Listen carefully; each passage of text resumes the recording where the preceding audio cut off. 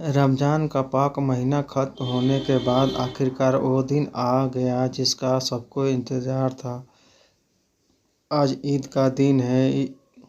इस मनोहर और सुंदर दिन की बधाई पूरे गांव में किसी शहनाई की तरह गूंज रही है। चारों तरफ हरियाली ही हरियाली नज़र आ रही है। खेतों में अलग ही रौनक नज़र आ रही है।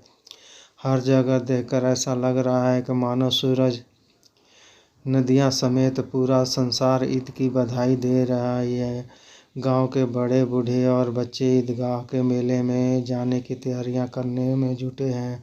कोई अपने पूरे कपड़े सिल रहा है तो कोई जल्दी जल्दी अपने घर और खेत का काम निपटा रहा है। ईदगाह का मेला गांव से 3 कोस की दूरी पर लगता है, जहां लोगों को पैदल ही चलकर जाना होता है।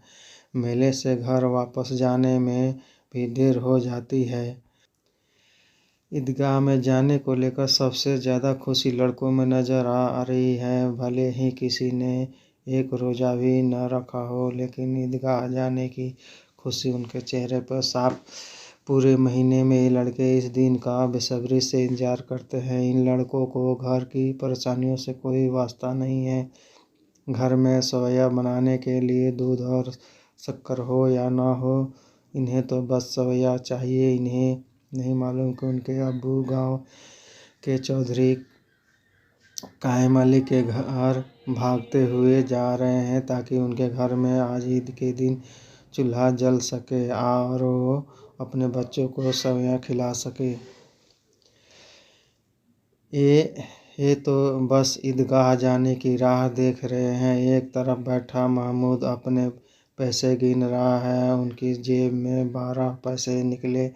महमूद के पास बैठे मोहसिन मियाँ भी अपने पैसे गिनने में लगे हुए हैं। 1 2 3 8 9 15। मोहसिन खुशी से उछलकर पैसों को जेब में रखकर कहता है, इन्हीं अनगिनत पैसों से हम अनगिनत चीज़ें लाएंगे। मेले से ढेर सारे खिलौने, मिठाइयाँ और भी बहुत कुछ खरीद कर लाएंगे।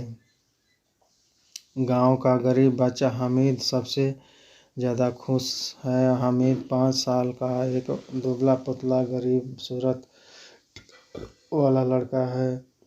हामिद के पिता पिछले ही साल हज से मर गए थे। उनकी माँ और उनके पीला पड़ गया था। उनके बाद वह भी दुनिया में चल बसी। गांव में और कोई नहीं पता था कि हामिद की अम्मी के शरीर का रंग पीला क्यों हो गया था। परिवार के नाम पर हामिद के पास एक बूढ़ी दादी थी जिसका नाम था अमीना। अमीना ने हामिद को बताया कि उसके अब्बा बहुत सारे पैसा कमाने गए हैं और उनकी मम्मी अल्लाह को घर उनके लिए अच्छे अच्छे खिलौने लेने गई है।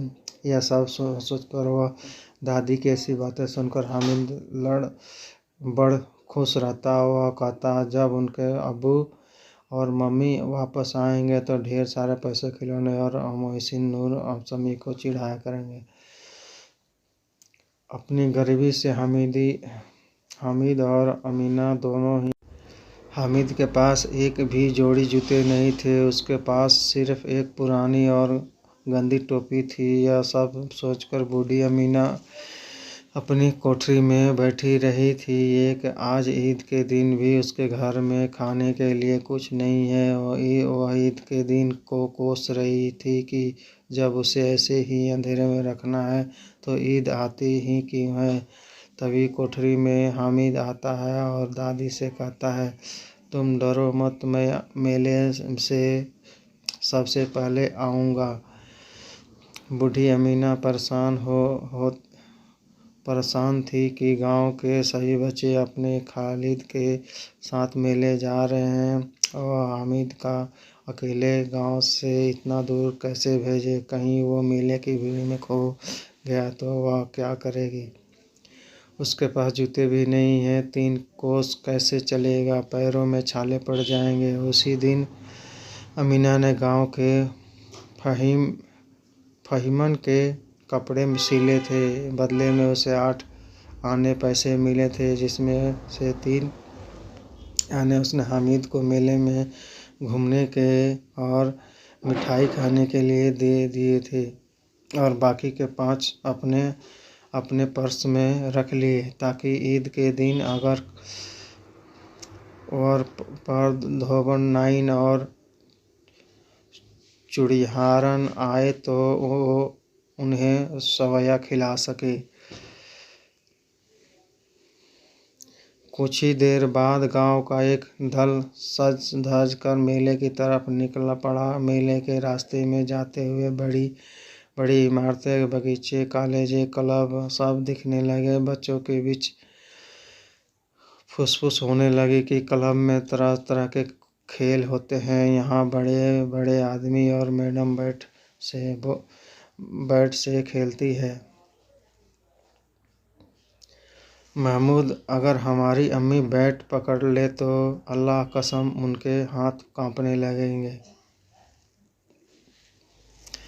मोहसिन, 100 किलो आटा एक बार में पीस डालती है, रोज सैकड़ों घड़े पानी भरती है, इतना करने वाली हाथ कैसे कांपेंगे? किसी अंग्रेज मैम को बोलो एक बड़ा पानी भरने के लिए, तो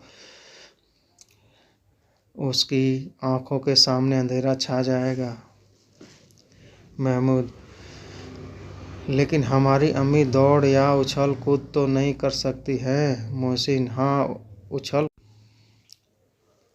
उछल कूद तो नहीं कर सकती, लेकिन गाय पकड़ने के लिए उसे तेज तो मैं भी नहीं दौड़ सकता हूँ।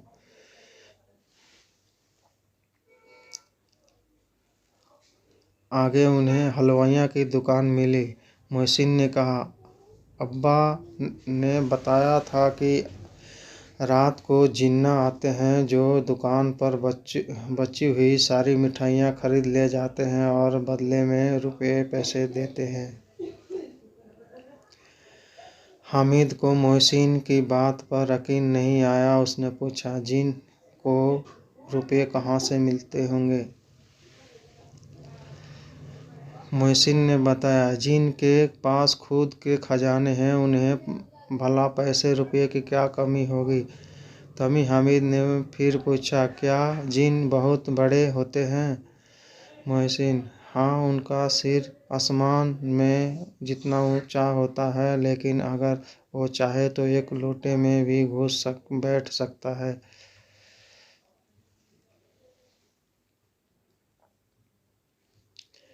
हामिद, तो क्या जिन को खुश करने के लिए कोई मंत्र फूंकते हैं? मुझे भी पता चले तो मैं भी एक जिन को खुश कर लूँगा। मोहसिन, मुझे यह तो नहीं पता, लेकिन सुना है चौधरी के पास कई जिन हैं। जिन ने तो चारों ओर चोरी हुई और चीज़ों का भी नाम बता देते हैं। एक दिन जुमराती का बछवा खो गया था। 3 दिन बाद भी जब नहीं मिला तो वह चौधरी के पास गया। चौधरी ने फट से बता दिया कि उसका बछवा मवेशी खाने में है।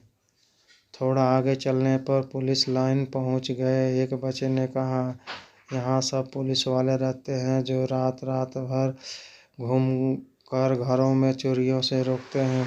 यह बात सुनकर मोहसिन बोला, गलत कह रहे हो तुम। शहर के सारे चोर डाकू इन पुलिस वालों से मिले होते हैं। चारों ओर कहकर दूसरे मोहल्ले में चोरी करवाते हैं और खुद किसी दूसरे मोहल्ले में पहरा देते हैं।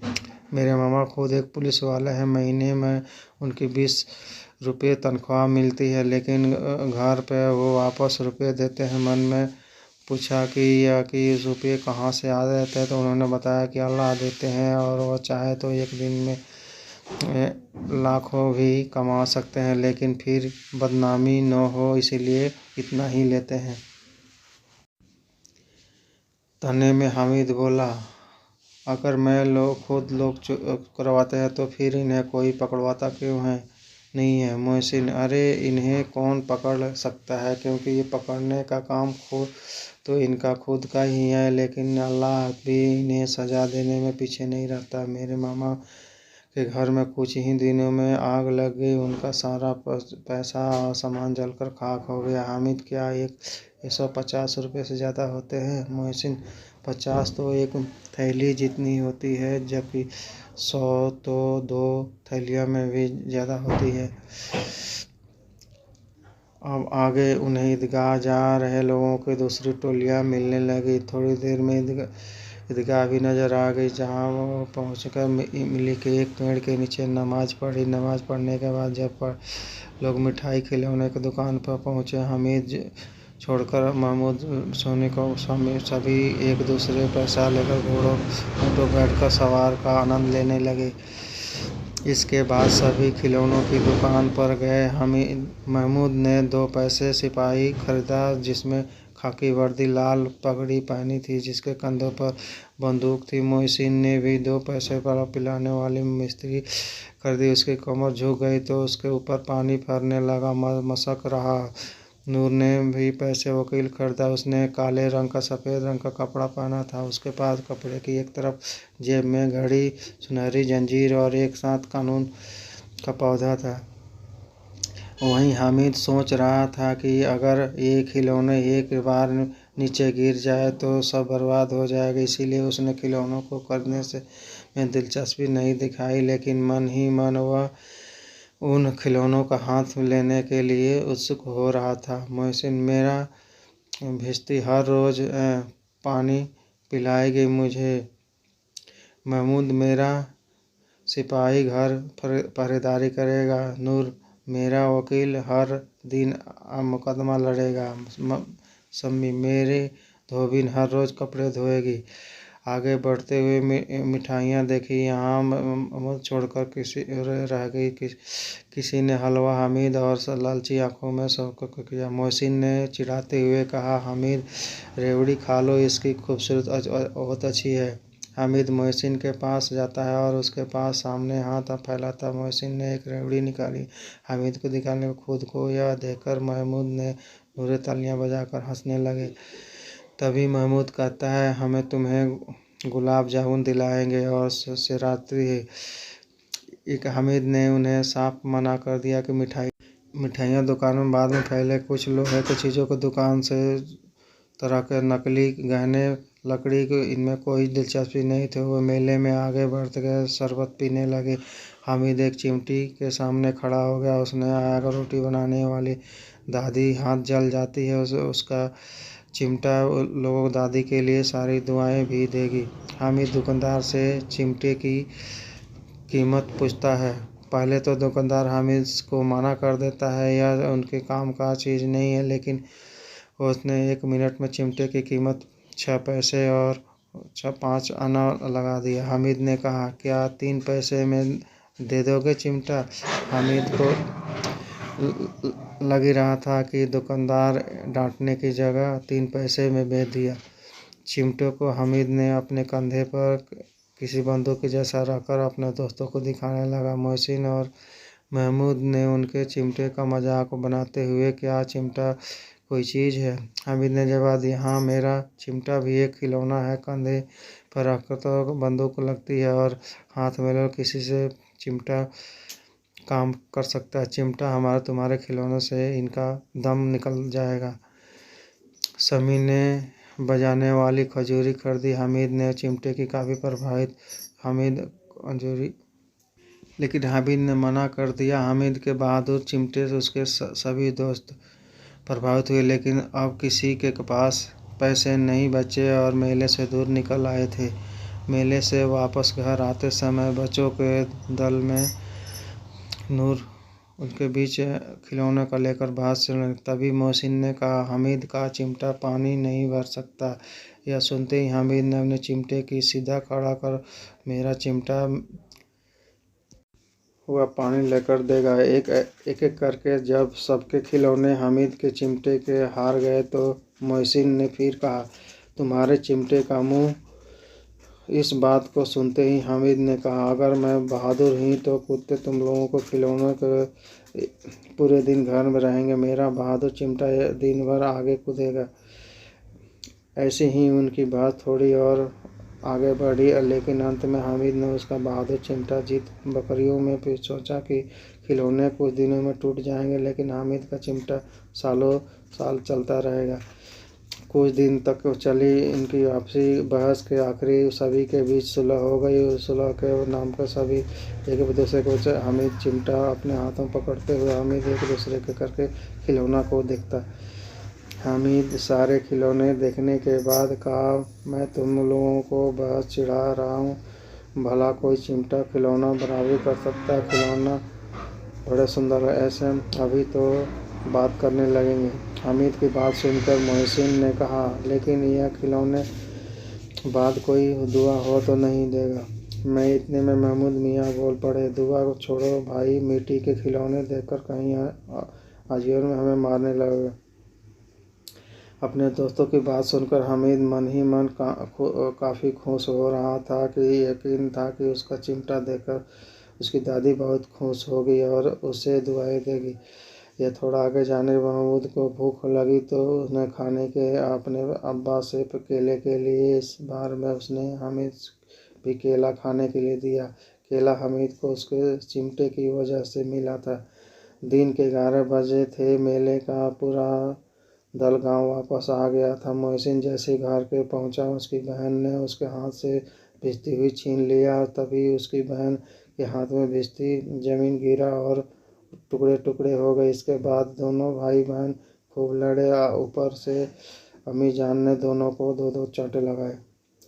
दूसरी तरफ नूरे ने अपने वकील को घर रमजाने जाने का इंतजाम कर दिया। वकील जैसा अब ज़मीन पर बैठा नहीं सकता, इसीलिए नूरे दीवाने खटिया लगाई और उस पर लकड़ी कर दिया। पन्नों की वकील चिपचाया। फिर कहा, उसके ऊपर साहब बैठा दे। वकील साहब गर्मी न लगे इसके लिए नूर बॉस पंखे का हवा करने लगा, लेकिन हवा झोंका भागते ही वकील साहब पटेरे सिंहासन सीधा गिरे और मिट्टी मिल गए। वहीं महमूद ने अपनी सिपाही के लिए एक पालकी का इंतजाम किया, जिसे उसने फटे पुराने कपड़े और एक छोटी सी टोकरी से बनाया था। फिर उसमें पर रखकर इधर उधर घूमने लगे। उसके छोटे भाई अपने तोतली आवाज़ में छूने वाले जागते लोग मुस्कुराते चले जा रहे थे। अंधेरे का समय था। इसी दौरान महमूद का ठोकर लगी। उसकी टोकरी नीचे गिर गई। उसमें महमूद के सिपाही के टांग टूट गई। इसके बाद महमूद ने खुद ही उसका पैर ठीक करने लगा। फिर फैसला किया कि टूटे पैर को जोड़ने के लिए गुलर का दूध, लेकिन तकरीबन काम आई और बदले में सिपाही दूसरी टांग भी टूट गई। अब हामिद मियाँ के बात करें तो वैसे ही अपने घर पहुँचे। इसकी दादी ने गले लगा लिया। फिर उसके हाथ में चिमटा देखकर बड़ी हैरानी से पूछा, यह चिमटा किसका है? हामिद, मैंने मेले से खरीदा है। अमीना, कितने पैसे में? हामिद, 3 पैसे में। इतना सुनते ही बुढ़िया अमीना छाती पीटते हुए रोने लगी। हामिद को कोसने लगी, कितना बेवकूफ़ लड़का है ये, दिन भर कुछ खाया पिया नहीं, मेले में जाकर सारे पैसों में चिमटा खरीद लिया। फिर उसने हामिद से गुस्से से पूछा, मेले में कोई और चीज़ नहीं था क्या? तू लोहे का चिमटा लेकर आया? हामिद ने उदास मन से कहा, रोटियां बनाते हुए तुम्हारी उंगलियां जल जाती थी, इसलिए मैंने यह चिमटा खरीद लिया। हामिद की बात सुनकर बूढ़ी अमीना एकदम से चुप हो गई। उसके पास छोटे नादान बच्चे को लेकर कहने के लिए कोई शब्द नहीं थे। वो बस हामिद के त्याग और प्यार के भावना को देखकर हैरान थी। मन ही मन सोच रही थी कि मेले में कितने खिलौने होंगे, हजारों रंग बिरंगे मिठाइयाँ, फिर भी इस बच्चे ने हमारे अपने सोचकर बूढ़ी दादी का ख्याल किया। वो अब बस अपना दामन फैलाकर यूं ही इसी हामिद को अपने गोद में बिठा लिया। हामिद बूढ़ी में दादी के आंखें गिरते हुए आंसू को पोंछ रहा था। कहानी से सीख मिलती है, अपनी सारी इच्छाओं और लालसाओं को त्याग कर मन की दशा प्यार की भावना रखना ही हमें सबसे धन्यवान, साहसी और बड़ा मनाता है। दोस्तों, प्रेमचंद की कहानियाँ आप लोगों को अच्छी लगती है तो वीडियो को लाइक सब्सक्राइब करें। आपको ऐसी कहानी आगे भी मिलती रहेगी। धन्यवाद।